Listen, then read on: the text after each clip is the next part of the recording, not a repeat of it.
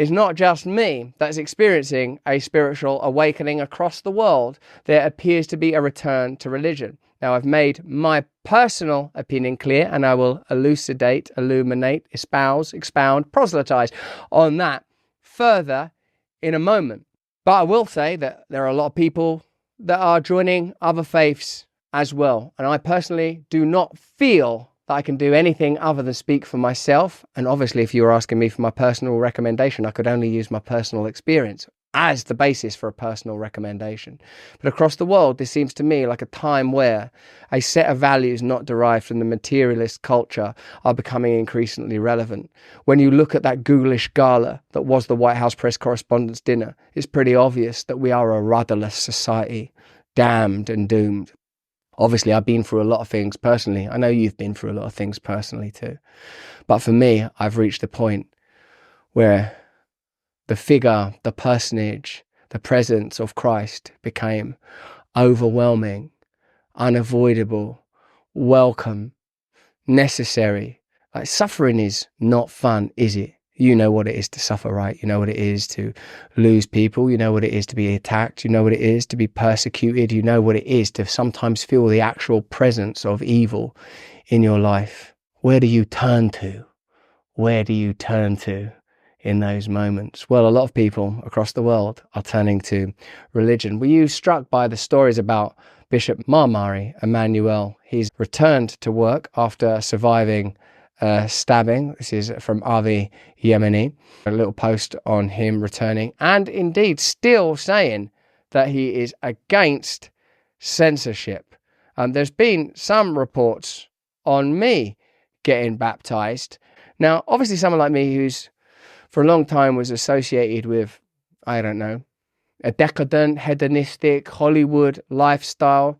Maybe a move like this. I mean, you tell me what you think about it. A lot of people maybe are surprised by it, think it is surprising. A lot of people, like David Icke, has said that, that he has some problem with me turning. Have a look. Candace Owens converts to Roman Catholicism, as has Ava Vladingerbrook, and Jordan Peterson's wife, Tammy Peterson, who I know, and who's a lovely woman, while Russell Brand does the rosary. Indeed, I do. What the F is happening to the mainstream alternative media?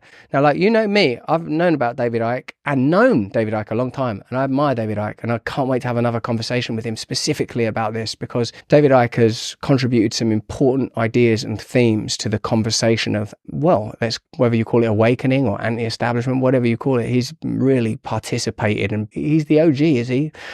Maybe some of you might say, oh, well, what about Alan Watts or Terence McKenna or the Beats? David Icke, when it comes to certainly some of the more, what was once regarded as the realm of the conspiracy, David Icke has done some extraordinary stuff. They talk about freedom of speech and convert to the church with a long, long history of mass murder for the crime of having a different opinion. Extraordinary. Something's going on and it's not good. Now, of course, many people are aware of, how can you not be aware of the history of the church? Hurl all the abuse you like, it doesn't matter to me. It needs saying when blatant cognitive dissonance is so rampant. So this is something that I feel like we have an opportunity to address. Why is it that people are turning to faith? Let's have a look. A greater share of young adults say they believe in a higher power or God. About 1/3 of 18 to 25-year-olds say they believe more than doubt the existence of a higher power, up from about 1/4 in 2021, according to a recent survey of young adults. It's always been assumed that Christianity in particular was in decline. And of course, the arguments about the Crusades, the corruption, the Catholic Church paedophilia scandals, these are all things that people understand. The potential compliance and advocacy of the papacy in the Second World War. There are endless scandals around the institutions that have grown out of Christianity. And having been Christian for 24 hours now, I can unravel and resolve all of those complex questions for you. Obviously, I can only tell you what has personally drawn me towards the faith over the course of our little conversation now.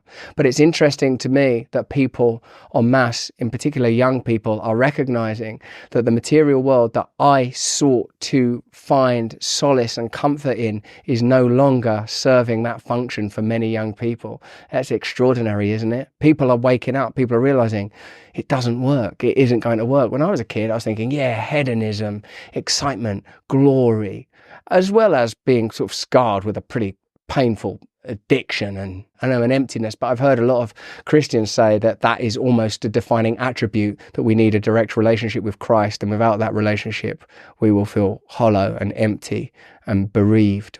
Young adults, theologians and church leaders attribute the increase in part to the need for people to believe in something beyond themselves after 3 years of loss. 84% of the world's population identifies with a religious group. That's extraordinary, isn't it? Members of this demographic are generally younger and produce more children than those who have no religious affiliation. So the world is getting more religious, not less.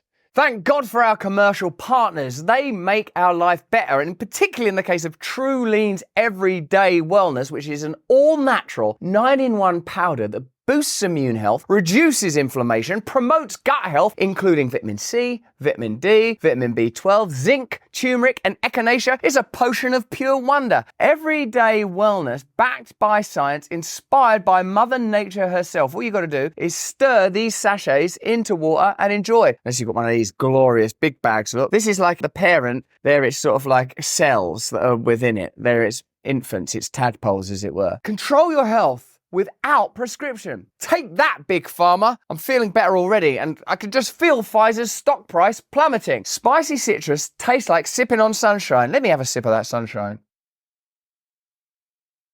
The inner light of the Lord is shining from within me. You can visit truelean.com, code BRAND25 for 25% off. Use the code BRAND25, get 25% off. They'll know we work. I tell you what it feels like. It's spicy. It gives you a zing. It's life itself. Now, I'm sorry, my brothers and sisters, my aunts and uncles in Europe, this is only available in the United States of America. If you get some of this, if you don't feel the benefit within 30 days, Truelean will buy it back from you. Even if the bag's empty, you can send them this empty bag. You could even put something in there. I don't know, a stool, a rabbit's paw. They'll give you your money back. That's how confident they are in this product. Try Everyday Wellness for yourself today. You deserve it. Truelean.com. Use the code BRAND25 for 25% off. Let them know I sent you. It works well for us. God, this stuff's delicious. I can't get enough of it, but then I have an addictive personality. Let's get back to the content.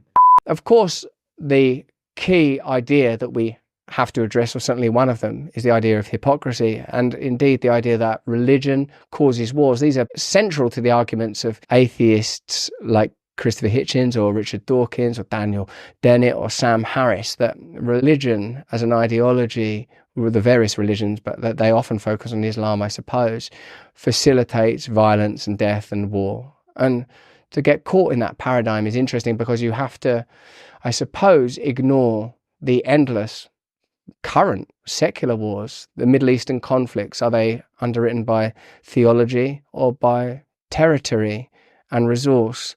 The war between Ukraine and Russia, is this ideological, or is it military and economic and territorial? There are different ways to analyze the origins of these conflicts, and indeed that's what we dedicate a lot of our time to on this channel. So let's have a look at this report on the relationship between religion and war. Religion has been implicated in all sorts of conflicts and violence throughout human history. There is blood on the hands of the faithful, and no avoiding the fact that in the service of the wrong people, religion can be a force of great harm. This includes Christianity. If we consider the sins of the Christian past, critics have plenty to work with: witch hunts, the Crusades, Christian support of slavery. But the picture is much more complex than is often implied. Take the Inquisition. Dinner party guests are likely to nod in agreement when someone mentions the millions killed at the hands of the church, but historians now suggest around 5,000 to 6,000 over a 350-year period. That's hardly any deaths. That's less than 18 a year. One a year is terrible, but the reality appears a long way from what we are often served up. That's an interesting piece of analysis from the legacy media, and of course any death conducted in the name of God, particularly if you consider God to ultimately be love and unity, particularly if you consider Christ to be God incarnate, come to earth to absolve our sins, accessible within to all of us. I've been on a journey that has been, of course, inspired and impacted by suffering. You'll be aware of the attacks that took place in the media, because they were designed to attract the attention of as many people as possible, undertaken by an extraordinary alliance of media organisations, other NGOs, and it appears to some degree or another with the participation of various agencies that I'm reluctant to name at this point. What you might not know is that at that time, my son was born with some complications and had open heart surgery when he was very young. And of course, in a time like that, if you have a loving relationship with a partner, that is where you'll find a great deal of solace. But I don't know how you feel. Sometimes the material world and human relationships, they're not enough. We report on this stuff every single day. Corruption, institutional corruption, violence, unnecessary wars, the refusal of the powerful to participate in peaceful solutions, the corruption of powerful groups, the desire of powerful interests to hide malevolent intent behind beneficial measures. We're doing this to help you, they say. It's for your safety and for your convenience. And my whole life long, I've felt a calling and mistranslated it time after time as various forms of addiction, substance misuse and drinking too much, and an overwhelming urge to lose myself in concupiscence, continually looking for love in all the wrong places. And isn't it extraordinary, any of you that have experienced this already, to get baptized? Do you feel like, how can this ceremony have any real import? How can the gentle, or actually in my case, quite radical immersion beneath water, and in my case, a live river, make any real difference? How can the sins of the past be washed away? How can you be born again? How can you awaken anew? I suppose to answer that question, you have to inquire in what you consider the self to be, whether you're made up just of impulses and urges and memories, or whether or not you believe there is a ghost in the machine, or more likely a Holy Spirit if you're willing to invite it into your life. For me, I've reached a point in my life where for a long while, in fact, I've known that the material world was not enough. And more than that, as many of you are surely already mouthing, it's not even about you. This I've learned as an addict in recovery. The pursuit of my own goals and my own agenda always leaves me cold and always leaves me empty and always leaves me wanting more. You can never have enough of what you don't really want. For me, this is a new discovery. It is a surrender undertaken in gratitude and in sincerity. And I know that it's not something I'll be able to undertake perfectly, but for the first time in my life, I fully understand that I'm not at the center of my universe. And I say that as a parent. I got 3 really, really beautiful kids I'm devoted to and dedicated to. But now I know that my function here is to be of service and to be guided, and to no longer be in autonomous or authoritative control of the measures and pursuits that are put before me. And that aligns so beautifully with what we do here on this show and on this channel. This is an opportunity for us to look at corruption in institutions, look at hypocrisy in media, look at a planet that seems to be in pretty serious trouble, and see how individually and collectively we can participate in an awakening. So for me, I've done what I believe is unavoidable, inevitable, necessary for me, for all of the exotic exploration, for all of the various drugs and substances, for all of the esoteric practices. I found it in that humble place that was at the end of my arm, at the end of my street, sat at bus stops, sat in churches, droned on about in school assemblies, in Christianity, and in particular in the figure of Christ. And I'm done proselytizing. Your journey will be your journey, but I'll be praying for you as many have been praying for me. And I appreciate all of your prayers, and I've felt your prayers, and I've been carried by your prayers, and I will do my best to honor your prayers. This is a conversation we can go on having because, hey, we're reading Mere Christianity as part of our book club. And if you become an awakened wonder, and obviously you're very welcome. And if it's not something you can afford, let us know. Send us an email at help@russellbrand.com. and we'll give it to you for nothing.